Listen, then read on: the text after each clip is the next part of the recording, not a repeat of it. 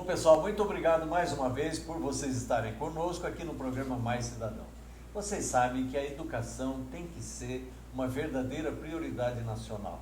E para isso, nós precisamos discutir educação, organizar a educação, pensando nas crianças, nos jovens e naqueles adultos que não tiveram a oportunidade no momento certo.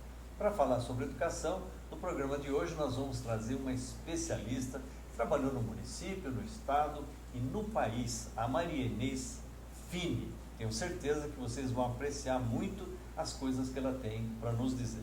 E você, Silvia? Primeiro eu quero agradecer, Eduardo, a sua companhia da gente fazer esse programa tão especial e agradecer as entrevistas. Você realmente é o cara. Que isso. E nessa semana, gente, eu vou trazer um prato muito especial, uma inovação para a sua ceia de Natal. Eu vou fazer um peito de peru recheado com uma farofa maravilhosa. Não perca!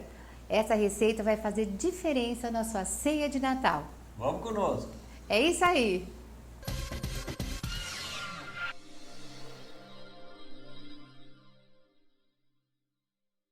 Bom, pessoal, nós precisamos falar de um assunto super importante, que é a educação. Sabe por quê? Qualquer um de nós sempre pensa assim: o meu filho tem que ser melhor que eu. E o filho pensa: o meu filho tem que ser melhor do que eu. Ou seja, a educação tem a grande responsabilidade de forjar novas gerações. E isso se faz através de educadores, de gestores, de pessoas comprometidas com a educação. Será que a educação é verdadeiramente uma prioridade nacional absoluta? Ou a gente vê que de vez em quando as coisas não acontecem bem na educação e por isso a gente precisa estar sempre discutindo esse assunto para ver se melhorias acontecem. Nós estamos aqui com a professora Maria Inês Fini. Ela é pedagoga, ela é especialista em tudo, ela já mexeu com tudo, é uma craque em educação, doutora em educação, foi uma das fundadoras da Faculdade de Educação da Unicamp, foi reitora da Unimes, lá em Santos. É uma pessoa que dentro do INEP teve uma participação enorme. O INEP é um órgão, como vocês sabem, ligado ao MEC. E é o INEP que faz o Enem. Sabe o Enem, aquela prova que os estudantes do ensino médio acabam fazendo para depois ir para as universidades? Ela que criou esse negócio. E é por isso que ela tem muita coisa para falar. E eu agradeço a ela, desde já, de ter assumido esse convite, aceito e estar conosco aqui no programa Mais Cidadão. Tudo bom, Marinês? Bem, obrigada, Eduardo. É um prazer para mim. Você sabe que o respeito é mútuo. Eu tenho um profundo respeito pela sua figura de gestor da educação, de gestor público. E é muito prazer falar com você sobre isso. Eu que agradeço. Então, vamos falar de educação no sentido prioritário. As pessoas, uma senhora que está nos ouvindo, tem um filho, tem um neto, está sempre preocupada.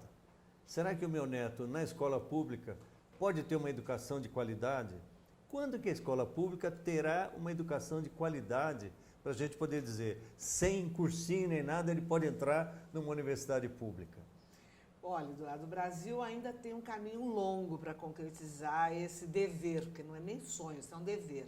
Na década de 90, nós fizemos um grande esforço de equidade, ou seja, de justiça para todos, para colocar todas as crianças na escola. Certo. E desde o início dos anos 2000, nós lutamos muito para monitorar a qualidade da educação. E essa qualidade, ela passa por um conjunto estrutural de leis, por um conjunto de políticas nacionais, mas ela passa principalmente por uma consciência da sociedade de quais são os direitos que as crianças e jovens têm em relação à aprendizagem, não é, e ao seu próprio desenvolvimento.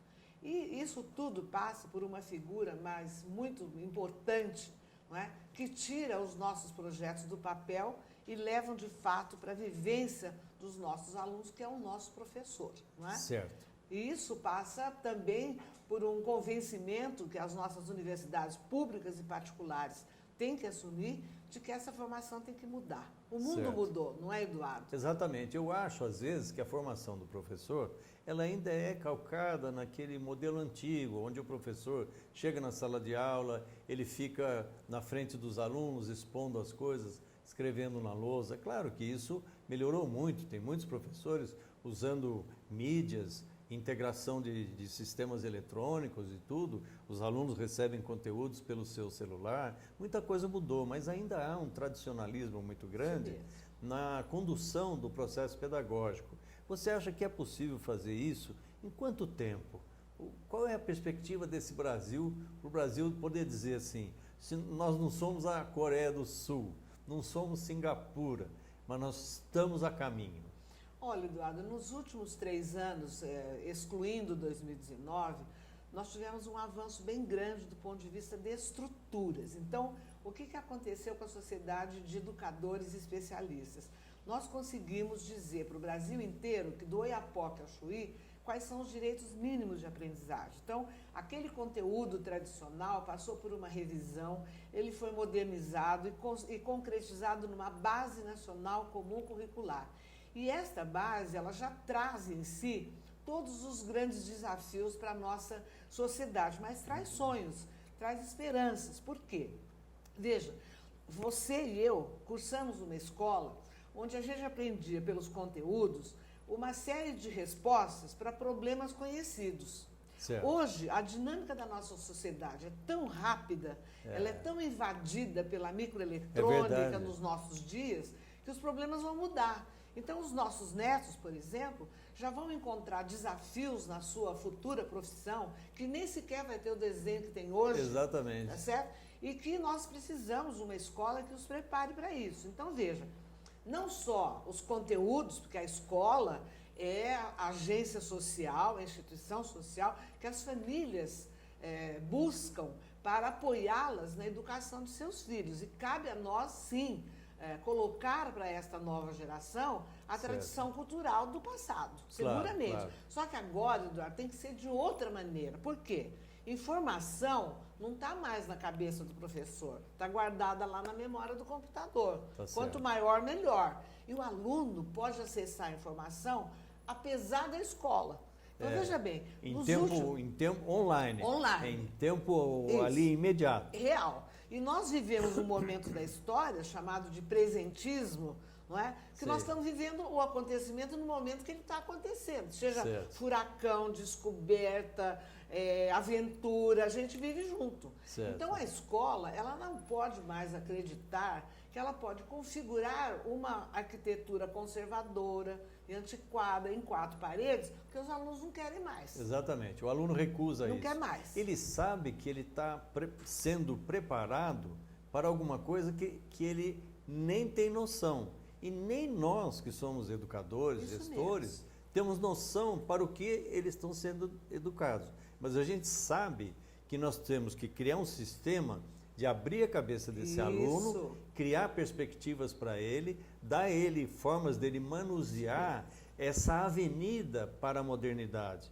Aí ele estará sempre aberto a encontrar novos caminhos, não é verdade? Veja, Eduardo, em vez de socagem de conteúdos, que por si só significavam a resposta dos problemas conhecidos, hoje nós temos que usar os conteúdos para desenvolver estruturas de inteligência, estruturas lógicas de pensamento, de comparabilidade, de representação, de escolha, de identificação, enfim, todas as competências cognitivas com um acréscimo mais ainda desafiador. Porque o mundo do trabalho hoje, já, Eduardo, ele não quer mais o sujeito só que tem uma inteligência racional. Ele quer um sujeito que aceita novos desafios, que tem criatividade, que sabe trabalhar em grupo. Agora, onde é que essas crianças e futuros profissionais vão aprender isso? Dentro da escola. Claro. Aí eu digo para você, com esse professor formado que nós temos hoje, de jeito nenhum de nós aprendeu a estruturar trabalhos com metodologias onde o aluno se envolva, etc. e tal. Tá certo. Então, volto a dizer, as ideias maravilhosas nós temos. Na reforma do ensino médio, na Base Nacional Comum Curricular, o que nós precisamos agora é apoiar uma belíssima formação dos professores que estão em serviço e dos novos que virão na formação inicial. Tá certo. Você acha que é possível capacitar as pessoas para isso? Tenho plena convicção e olha, eu tenho uma fé, O educador, o professor brasileiro é capaz de tudo, desde que ele seja apoiado. Eu volto a dizer, ele nunca aprendeu para poder responder a esse desafio. Esses dias eu estava lembrando, eu estudei no grupo escolar Castorina Cavalheiro, que fica ali perto da Orozimo Maia. E eu ia a pé para a escola, com segurança, ninguém me levava. Eu saía de casa e ia para pé, eu tinha 7 anos de idade. Então eu me lembro, a primeira professora foi a professora Gessi. Depois Leonor no segundo ano. Depois a Yolanda. A Yolanda era Ladeira Gomes, que ela era neta, sobrinha do Carlos Gomes. Sim. E depois foi a professora Sofia. Depois eu fiz um cursinho lá com a professora Dulce e entrei no Culto à Ciência. Então ali parece que tinha uma vocação. Eu tinha que fazer uma escola primária pública, meus pais não tinham recursos. Depois eu tinha que entrar de qualquer jeito no Culto da Ciência, porque senão... A melhor escola, que nós tínhamos. Era a melhor escola que nós tínhamos. E isso fez com que depois eu me preparasse para uma universidade pública. Eu estudei na USP e tudo, porque a gente foi bem preparado. O que a gente vê hoje é que falta essa confiança de que o aluno pode dizer, eu entrando nesse percurso da escola pública como um todo, eu vou chegar lá. Essa é a dificuldade que eu tenho para poder dizer para as famílias, olha, confia, vai dar certo, porque às vezes o jovem talvez não esteja dominando a escrita certo, a leitura, a interpretação de texto, está tendo dificuldade. Como é que a gente supera isso, Marinês? Não tem outra maneira a não ser a formação de professores, Eduardo. Eu acho que essa questão que você toca, por exemplo, da alfabetização, é um verdadeiro absurdo. Você vê hoje, do ponto de vista de política nacional, uma discussão sobre o método fônico, Eduardo. Então, veja, como pedagoga, como normalista e como ótima alfabetizadora que eu fui e que eu sou, Sim. Eu lhe digo que é uma discussão ridícula, é própria de um país tupiniquim. Isso vai virar uma política nacional. Quer dizer, num país onde nós temos uma Magda Soares. Uma Magda Soares que é a inspiradora maior de todos os mais revolucionários programas de alfabetização. Então, agora, do ponto de vista nacional, você retroage.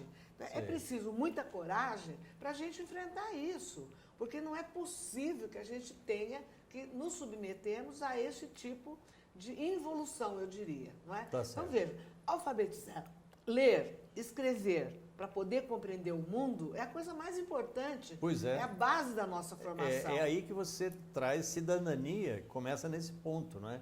Se eu não consigo fazer isso ser um direito dessa criança, essa criança percorrerá longos caminhos sem ter acesso aos direitos básicos da cidadania, Então, não é? veja bem, Eduardo, o que é alfabetizar? É você associar um som, um fonema, a um grafema.